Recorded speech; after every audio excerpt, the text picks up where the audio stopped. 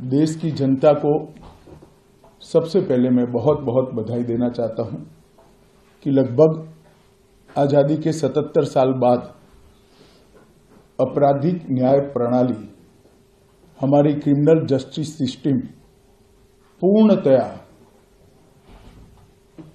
स्वदेशी हो रही है और भारतीय इथोस के आधार पर ये चलेगी।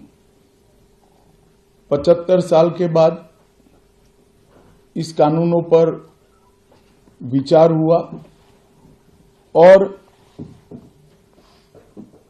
ये कानून जब आज से हर थाने में अपना काम करना चालू करेंगे, तब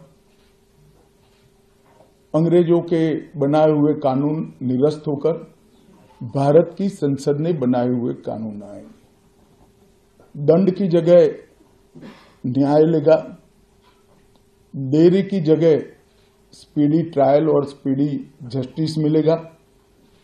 और पहले सिर्फ पुलिस के अधिकारों की रक्षा की गई थी, अब पीड़ितों के अधिकारों की रक्षा और जो कंप्लेनेंट है इसके भी अधिकारों की रक्षा करने का काम होगा। तो एक नए नजरिए के साथ ये तीनों कानून आज सुबह से ही, मतलब कल मध्यरात्रि से काम करना शुरू किए हैं। अब इंडियन पिनल कोड, जिसको आईपीसी कहते थे, 1860 से जो कानून था, इसकी जगह बीएनएस भारतीय न्याय संहिता आएगी।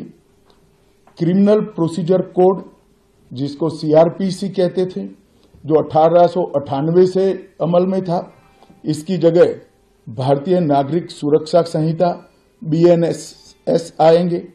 और इंडियन एविडेंस एक्ट 1872 से जो इस देश की क्रिमिनल जस्टिस सिस्टम को गवर्न करता था, इसकी जगह भारतीय साक्ष्य अधिनियम बीएसए लागू होगा। तो बीएनएस, बीएनएसएस और बीएसए के लागू होने से पूरी न्याय प्रणाली का आपराधिक कानूनों की पूर्णतया इसके अंदर हम कह सकते अब भारतीय आत्मा है। इसके ढेर सारे प्रावधान ऐसे किए गए हैं जिससे कई समूहों को फायदा होगा। कई सारी दफाएं जो अंग्रेजों के समय से विवाद में रही, इसको हटाकर आज के समय के अनुकूल धाराएं जोड़ी गई है। और कई सारी ऐसी चीजें जिससे भारतीय नागरिकों को परेशानी थी, इसको हटाकर नए प्रावधान किए गए हैं। सबसे पहले हमने इसमें हमारे संविधान के स्पिरिट के तहत दफाओं की और चैप्टर्स की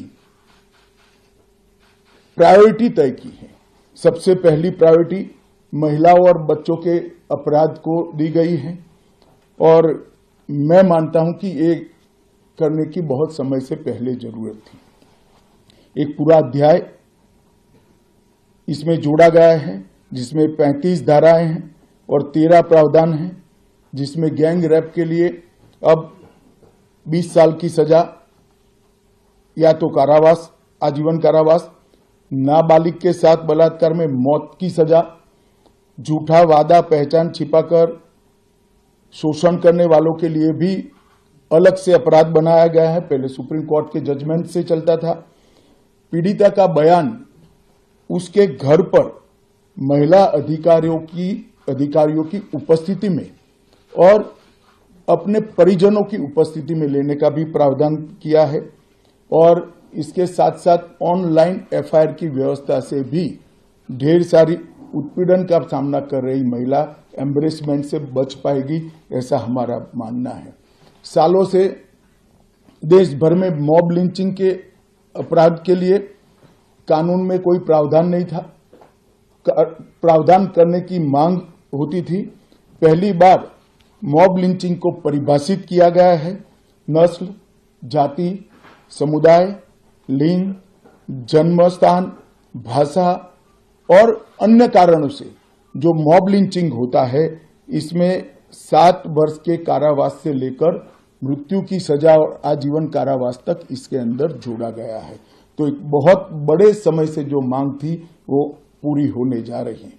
रात 2 एक ऐसा कानून था जो अंग्रेजों ने अपने शासन की रक्षा के लिए बनाया, चाहे महात्मा गांधी हो, चाहे तिलक महाराज हो, चाहे सरदार पटेल हो, सभी लोग यही कानून के तहत 6-6 साल की सजा काटे थे। इसी कानून के तहत केसरी पर प्रतिबंध लगाया गया था। वो अपने राज्य की सुरक्षा के लिए अंग्रेजों ने बनाया हुआ कानून था। राजद्रोह को हमने जड़ से समाप्त कर दिया है और देश विरोधी हरकतों के लिए नई धारा लेकर आए हैं। पहले सरकार के खिलाफ स्टेटमेंट देना गुनाह था, अब भारत की एकता और अखंडता को क्षतिग्रस्त करने के लिए ये कानून अमल में आएगा। तो आजादी के इतने सालों के बाद ये कानून में बदलाव हुआ है, जो एक बहुत बड़ा परिचायक है हमारे संविधान के स्पिरिट का। मैं आप सभी के सामने बड़े विश्वास के साथ कहता हूं कि ये तीनों कानूनों के पूर्ण स्पिरिट के साथ देश भर में लागू होने के बाद ये कानून सबसे आधुनिक न्याय प्रणाली का सर्जन करेंगे।